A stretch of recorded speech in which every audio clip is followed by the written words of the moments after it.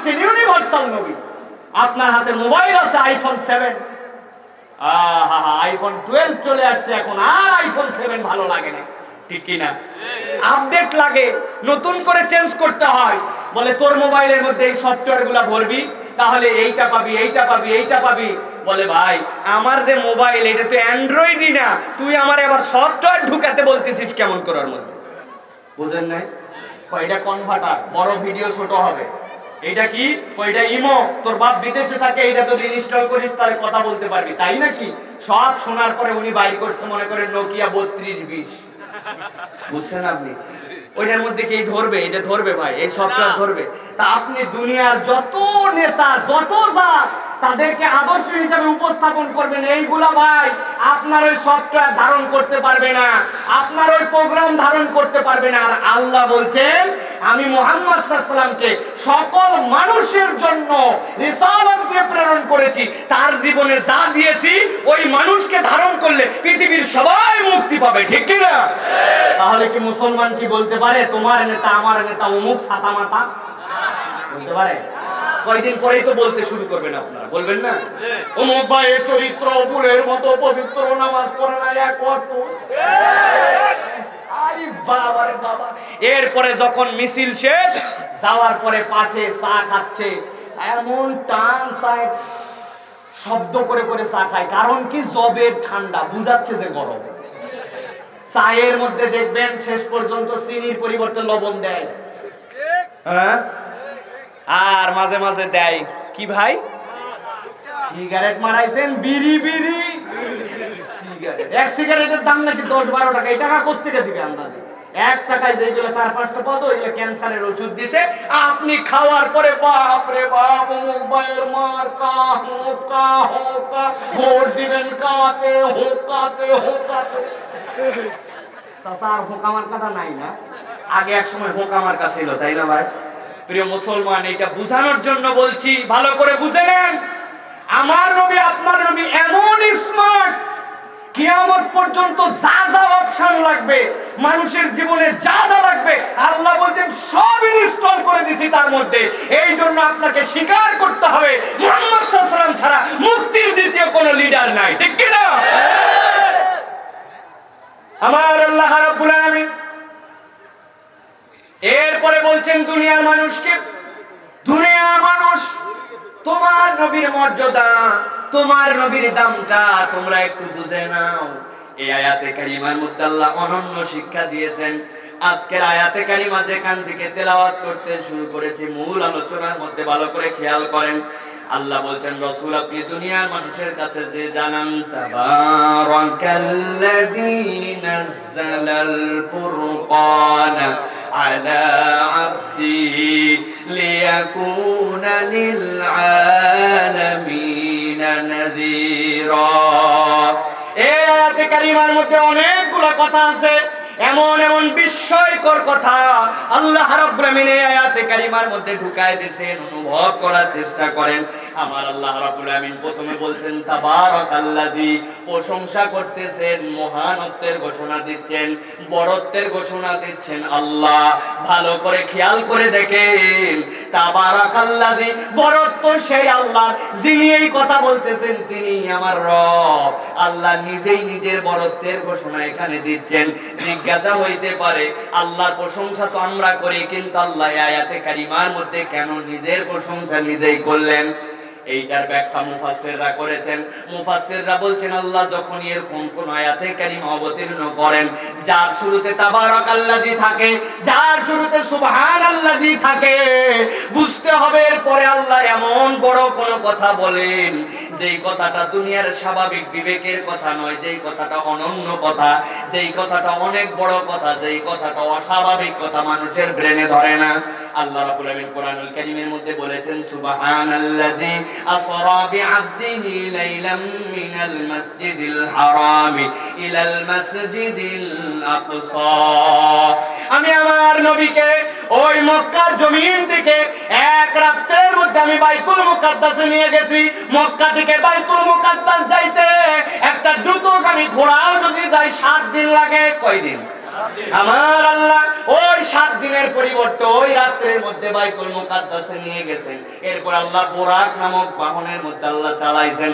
বারকুল মানে হচ্ছে আকাশের বিজলি, আর বুরাক মানে হচ্ছে সকল বিজলির পাওয়ার যেখানে একত্রিত করা হয় বিদ্যুতের, এর থেকেও গতি। মুফাসসিররা বলছেন ওই বুরাকের গতি এমন ছিল, এক আসমান থেকে আরেক আসমান 500 বছরের রাস্তা আলোকবর্ষের হিসাবে। অথচ ওই বুরাকের গতি এমন, এক ধাপ দিছে দুনিয়ায়, আরেক ধাপ প্রথম আসমানে, তারপরের ধাপ দ্বিতীয় আসমান, 8 ধাপে সপ্তম আসমান পর্যন্ত পৌঁছায় গেছে। সেই আল্লাহ রাব্বুল আমিন বলছেন সুবহানাল্লাযী আসরা বিআবদিহি, আমি আমার বান্দাকে এরকম একটা বিস্ময়কর ভ্রমণ করাইছি। তার মানে এত বিস্ময়কর, এইটা দুনিয়ার কারো প্রশংসা দিয়ে এটা বোঝানো যাবে না। আমরা তো কমসে কম এতটুকু বুঝি, যেই রাসূলকে মক্কা থেকে 8 দিন লাগে ওই বাইতুল মুকাদ্দাসে যেতে, ওই রাত্রে আল্লাহ নিয়ে গেলেন, কতই না আশ্চর্য ঘটনা। ওইটা তো আমাদের মাথায় কাজ করলো, কিন্তু আল্লাহ এই আয়াতে কারিমার মধ্যে কেন বললেন তাবারাকাল্লাযী, এখানে কি এমন বিস্ময়কর ঘটনা আছে? মুফাসসির বলছেন হ্যাঁ, দুনিয়ার মানুষ বুঝে নাও, এই আয়াতের মধ্যে আল্লাহ এমন বিস্ময়কর দুটা তথ্য তোমাদেরকে দিয়েছেন, স্বাভাবিক বুদ্ধিতে মানুষের ব্রেনে চিন্তা না করলে এইটা ধরবে না। সুবহানাল্লাহ। কি বলতেছেন আমার আল্লাহ? তাবারাকাল্লাযী নাযালাল ফুরকানা আলা আবদিহি লিয়াকুনা লিল আলামিনা নাযীরা।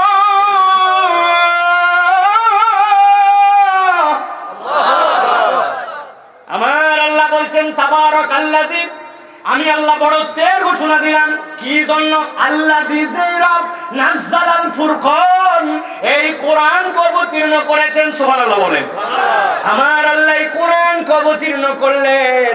আল্লাহ বলছেন কেন বিস্ময়কর বললাম বান্দা জানো নাকি? নাযালা আলা আবদিহি, আমি আল্লাহ এই বিস্ময়কর কোরআনটাকে আমার আব্দ, আমার গোলাম মুহাম্মাদের প্রতি অবতীর্ণ করেছি। সুবহানাল্লাহ। আমার আল্লাহ ব্যাখ্যা করছেন কেন এই গোলামের প্রতি কোরআন অবতীর্ণ করা আশ্চর্যজনক, জানো নাকি বান্দা? আল্লাহ কোরআনে ব্যাখ্যা করতেছেন নিজেই তা, লাউ আনজালনা হাযাল কুরআন আলা জাবালিন লারাআইতাহু খাশিআন মুতাসাদ্দিআ। ও দুনিয়ার মানুষ, ওই যে উঁচু উঁচু পাহাড় দেখতে পাও, হিমালয় দেখতে পাও, মক্কায় যখন হজ করতে গেছো উহুদের পাহাড় দেখতে পেয়েছো, যখন তোমরা ওই তোমাদের পার্বত্য রাঙ্গামাটিতে গেছো বড় বড় পাহাড় দেখতে পেয়েছো, দুনিয়ার মানুষ জেনে রাখো, যেই পাহাড়ের উপরে ওঠার পরে বাংলাদেশের পতাকা সহ দুনিয়ার পতাকা কেউ যদি গেড়ে দিতে পারে, সেই দেশের মর্যাদা বৃদ্ধি পেয়ে যায়। এত উঁচু যেই পাহাড়, দুনিয়ার মানুষ জানো, ওই রকম উঁচু পাহাড়ের উপরেও যদি আমি আল্লাহ এই কোরআনকে অবতীর্ণ করতাম, আমি আল্লাহ নিজেই বলছে ওই পাহাড়ে কোরআনের ভার সহ্য করতে পারতো না, কাঁপতে কাঁপতে ওই পাহাড় ধ্বংস হয়ে যেত। সুবহানাল্লাহ। সেই আল্লাহ বলছেন নাযালাল ফুরকান আলা আবদিহি, আমি আল্লাহ ওই কোরআন যেটা পাহাড় নিতে পারবে না মুহাম্মাদের প্রতি অবতীর্ণ করেছি। আমার নবী একটু নড়ে নাই। সুবহানাল্লাহ বলবেন না? পাহাড়ের কনসেপ্ট আল্লাহ কেন দিলেন? পৃথিবীতে সাহারা মরুভূমি আছে, আল্লাহ উদাহরণ দিলেন না? আটলান্টিক মহাসাগরের কথা আল্লাহ বললেন না? পৃথিবীর বুকে এত বড় বড় ডেজার্ট আছে, আল্লাহ তার কথা আল্লাহ বললেন না? আল্লাহ কেন বললেন পাহাড়ের কথা? আল্লাহ তারও ব্যাখ্যা করছেন। আল্লাহ বলছেন দুনিয়ার মানুষ পাহাড়ের কথা কেন বলেছে জানো নাকি? ওয়াল জিবালা আউতাদা, আমি আল্লাহ এই পাহাড়কে তুমি যেরকম দেখতে পাও, পাহাড়টা নিছক এরকম নয়। তোমার বাড়িতে একটা ক্যালেন্ডারের মধ্যে লাগাবে ওয়ালের মধ্যে, একটা পেরেক যখন ফুটতে শুরু করো, একটা কাঠের সাথে একটা কাঠকে জোড়া দিবে, যেরকম পেরেক মারো, এই যে খুঁটিগুলার উপর দিয়ে বাঁশের মধ্যে যে কাপড় লাগাইছে, পেরেক মারছে কিনা? মাথাটা দেখতে পাচ্ছেন কিনা দেখেন তো পেরেকের। এখন কেউ যদি বলে কিসের মাথা, খালি মাথায় খালি আছে, ভিতরে কিচ্ছু নাই, আপনি কি বলবেন? তোর কথা বলাতে কি যায় আর কি আছে? ওর ভিতরে আছে কিনা আমি জানি, পেরেক মানে ভিতরে কিছু দূর আছে, ঠিক কিনা? আমার আল্লাহ বলছেন ওয়াল জিবালা আউতাদা, দুনিয়ার মানুষ ওই পাহাড়ের প্রতি যদি কোরআন অবতীর্ণ করতাম পাহাড় কাঁপতো। আর পাহাড়টা কি জানিস নাকি? বিজ্ঞানীরা নতুন করে আবিষ্কার করেছে একটা পাহাড় উপর দিকে যতখানি আমার আল্লাহ জমিনের মধ্যে পেরেকের মতো নিচের দিকেও ততখানি ঘিরে রেখেছে। সুবহানাল্লাহ। সেই আল্লাহ বলছেন লাউ আনসালনা হাযাল কুরআন আলা জাবালিন লারাআইতাহু খাশিয়ান মুতাসাদ্দিআ, ওই রকম পাহাড়ের উপরে কোরআন দিলে পাহাড় লোড নিতে পারতো না। আমি আল্লাহ এমনি এমনি তাবারাকাল্লাযী বলি নাই, আমি আল্লাহ বলছি তাবারাকাল্লাযী নাযালাল ফুরকান আলা আবদিহি। আমি বিস্ময়কর ভাবে আমার গোলাম মুহাম্মাদের প্রতি ওই কোরআন অবতীর্ণ করলাম। মুহাম্মদ সাল্লাল্লাহু আলাইহি ওয়াসাল্লাম একটুকু নড়েও নাই চড়েও নাই, কেবল কোরআনটা অবতীর্ণ হওয়ার সময় কপালটা একটুখানি ঘেমে যেত। সুবহানাল্লাহ। আল্লাহ এই জন্য বলছেন তাবারাকাল্লাযী। বান্দা একটু কল্পনা করো কোন কোরআন কার উপরে দিলাম, কোন নবীর তুই উম্মত। সুবহানাল্লাহ। এবার আমার আল্লাহ বলছেন কেন এই কোরআনটা দিলাম? বিস্ময়কর ভাবে কোরআন তোমাদেরকে দিলাম, বিস্ময়কর ব্যক্তির উপরে কোরআন অবতীর্ণ করলাম। কোরআন দেওয়ার কারণ কি? আল্লাহ ব্যাখ্যা করছেন লিয়াকুনা লিল আলামিনা নাযীরা। এই কোরআন এমনি এমনি দেই নাই, এই কোরআনকে দিয়েছি যতদিন দুনিয়া টিকে থাকবে সকল আলমের জন্য এই কোরআন যথেষ্ট হবে সতর্ককারী কিতাব হিসাবে। সুবহানাল্লাহ। এই কোরআন সতর্ককারী হিসাবে যথেষ্ট হবে। সুবহানাল্লাহ। আমরা হালে এসে প্রমাণ দেখতে পাচ্ছি। আমাদেরকে নতুন করে শেখানো হচ্ছে এইতে এখন থেকে হ্যান্ড ওয়াশ শিখতে হবে তোমাদের, কারণ করোনার সময় হাত ধোয়া লাগবে। ঠিক কি না? কয় সেকেন্ড? 20 সেকেন্ড। আমি একটা থিওরি দিছিলাম যে 20 সেকেন্ড পরেন, 20 সেকেন্ডে হাত ধোন। হাত ধোয়া খারাপ কিছু নয়, কিন্তু 20 সেকেন্ড গুনবো কেমন করে? আমি বলছিলাম হাত যখন ধুতে শুরু করবেন সূরা ফাতিহা পড়তে শুরু করেন। সূরা ফাতিহা পড়তে পড়তে হাত ধোয়া শেষ, বুঝে যাবেন যে 20 সেকেন্ড হয়েছে।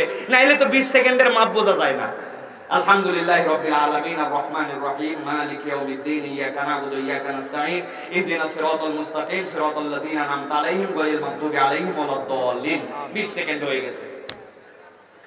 প্রিয় ভাইরা, এইটা আপনাদের কাছে আজকে বলার জন্য লিয়াকুনা লিল আলামিনা নাযীরা বোঝানোর জন্য এটা বলি নাই। বলছি এই জন্য নতুন করে করোনার থেকে বাঁচার জন্য হাত ধোয়া আমাদেরকে শিখাচ্ছে। ঠিক কি না? একজন মানুষ হাত ধুইছে, ভালো কথা। হাত ধোয়ার পরে এই যে নাকের মধ্যে আমি যেরকম করে হাত দিলাম এরকম করে হাত দিছে। হাত ধোয়ার আগেও নাকে একবার হাত দিছিল, ভাইরাস আগেই নাকে ছিল। এখন হাত ধোয়ার পর আবার নাকে হাত দিছে। কি করা লাগবে? আবার হাত ধো। হাত ধোয়ার পরে এরপরে এই জায়গা চুলকাইছে, এই জায়গা তো আগেও ছিল ময়লা, অতএব হাত ধোয়ার পর আবার এই জায়গায় হাত দিছে, আবার হাত। ও খালি সকাল থেকে সন্ধ্যা পর্যন্ত হাত ধুতেই থাকো, ধুতেই থাকো। ঠিক কিনা? আমাদের দেখেন না অ্যাডের মধ্যে বলে তো সাবান কি স্লো নাকি রে? এখন আমাদের ধুতেই থাকো, ধুতেই থাকো। আমরা যদি থাকি, আমার আল্লাহ বলছেন লিয়াকুনা লিল আলামিনা নাযীরা। আমি দুনিয়ার মানুষের জন্য একটু বেটার সিস্টেম দিলাম। 1444 বছর আগে আমার হাবিবকে বললাম হাত তো ধুবে, তবে হাত ধোয়ার পরে কবজি পর্যন্ত যেন ধোয়, মুখমণ্ডলটা যেন পরিষ্কার করে, মাথাটা যেন মসেহ করে নেয়, দুই পা যেন টাকনু সহ ধোয়। এটাই হচ্ছে সবচেয়ে উন্নত ধোয়া। তোমাদের ধোয়ায় অসম্পূর্ণতা আছে। আর লিয়াকুনা লিল আলামিনা নাযীরা, ওই কোরআন যিনি বলে গেছেন মুহাম্মদ সাল্লাল্লাহু আলাইহি ওয়াসাল্লামের পদ্ধতিতে কোনো গ্যাপ নাই। ঠিক কি না? এটা হচ্ছে আমার রাসূলের বিধান। আপনারা দেখতে পান কিনা, ঢাকায় আমরা দেখতে পাই এখন কতগুলা মানুষজন মাথার মধ্যে মশারি পরে ঘোরে। দেখছেন আপনারা? মশারি পরছিস কেন? কয় ভাই ভাইরাস ঠেকাচ্ছে। ভালো কথা, ডাক্তার মানুষ মশারি পরছে, ওইটা প্রোটেক্টর, ভালো। আমার কথা হচ্ছে আপনি মশারি পরে ভাইরাস ঠেকান, আপনারে আমরা ক্রিটিসাইজও করি না, কিছুই বলি নাই। কিন্তু এতদিন পর্যন্ত যেই মানুষগুলো আমরা টুপি পরি, আপনার মশারির থেকে তো আমার টুপিটা সুন্দর, তা আমি টুপি বললে এতদিন মোল্লা বলে আমারে খেপালেন কেন? কথা বলেন। মুখের মধ্যে মাস্ক পরে কয়টা? প্রথমে দিচ্ছে সার্জিক্যাল, তারপরে N95, তারপরে উপর দিয়ে আরেকটা সিম খান পরে এইরকম। আমার কথা হচ্ছে কি ব্যাপার, আপনি মহিলা এখন মাস্ক পরেন 3টা, আপনারা কেউ ব্যাকডেটেড বলেন না। আমার বউ, আপনার বউ, আমাদের মা বোনেরা যারা পর্দা করে, হিজাব করে, নিকাব করে, তাদেরকে আপনি যখন হিজাব করে ব্যাকডেটেড বলেন কেন? এখন আপনার মুখে মাস্ক কেন? ঠিক কি না? কই যাচ্ছিস বোন? হাসপাতালে ওই যে দুনিয়া চলতেছে এখন এমনি এমনি যাইস না, যাওয়ার সময় একটা পিপিই পরে যা। কি পরে যা? পিপিই পরে যা। কয় পিপির দাম কত রে? কয় 700 টাকা থেকে শুরু 7,000 টাকা পর্যন্ত। ওরে সাংঘাতিক! হাসপাতালে যাবো বাচ্চার টিকা দেওয়ার জন্য 7,000 টাকার পিপি কই পাবো? কয় রিস্ক নেওয়া ঠিক হবে না, তোর একটা সহজ বুদ্ধি দেই। কি বুদ্ধি? কয় তুই যেহেতু যাচ্ছিস তোর বরের কি মোটরসাইকেল আছে? হ্যাঁ। কয় যার মোটরসাইকেল আছে তার অন্তত পক্ষে বাড়িতে দেখবি রেইনকোট আছে। আছে না? আছে। কয় তুই অন্তত পক্ষে বাবা পিপি না পাশে একটা রেইনকোট পরে যা, আইসোলেটেড কাইছে দিস। মহিলা এখন গায়ের মধ্যে রেইনকোট, মুখের মধ্যে মাস্ক, মাথার মধ্যে মশারি লাগায় যায়। কেউ তারে ব্যাকডেটেড বলে না, কেউ তারে টেন্ট জীবন্ত টেন্ট বলে টিটকারি করে না, কেউ তারে পিছায় গেছে জনপদের থেকে বলে না। কিন্তু আপনার মাথায় টুপি, আমার বউয়ের মুখে হিজাব আর বোরকা বললে ওই রকম একটা শ্রেণীর গা জ্বলে।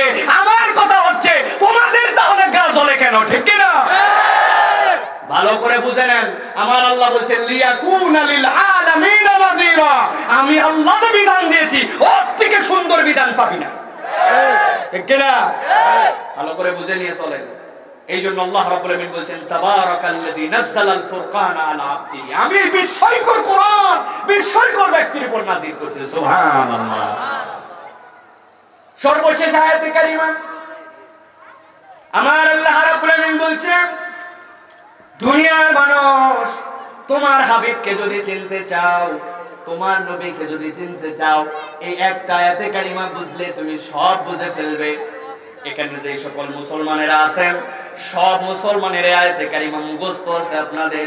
আমার আল্লাহ রাব্বুল আমিন বলছেন দুনিয়ার মানুষকে রাসূল আপনি জানাই দেন وَمَا أَرْسَلْنَاكَ إِلَّا رَحْمَةً لِلْعَالَمِينَ পড়েন সবাই একসাথে وَمَا أَرْسَلْنَاكَ إِلَّا رَحْمَةً لِلْعَالَمِينَ আমার আল্লাহ কি বলছেন গভীর মনোযোগ দেন। চারটা তথ্য দেব এর মধ্যে, সারা জীবন মনে রাখবেন। আয়াতের অর্থটা একদম সোজা, সবাই জানি, কিন্তু বিস্ময়কর কথা আছে এর মধ্যে। আমার আল্লাহ বলছেন ওয়ামা আরসালনাকা, হে রাসূল আপনাকে আমি দুনিয়ার বুকে প্রেরণ করি নাই। চিৎকার করে জানতে চাই আপনাদের কাছে, বলেন তো আমার নবী কি দুনিয়াতে আসছেন নাকি আসেন নাই? তাহলে আল্লাহ বলতেছেন ওয়ামা আরসালনাকা, আপনাকে রিসালাত দেওয়া হয় নাই, আপনাকে রাসূল করা হয় নাই। এরপরে আল্লাহ বলছেন ইল্লা, তবে হ্যাঁ আপনাকে রিসালাত দেওয়া হয়েছে, রাসূল করা হয়েছে কি হিসাবে? রাহমাতাল লিল আলামিন। আপনাকে ওই পর্যন্ত পাওয়ার, ওই পর্যন্ত ক্ষমতা দেওয়া হয়েছে, ওই পর্যন্ত আপনার মধ্যে প্রোগ্রাম সেট করে দেওয়া হয়েছে।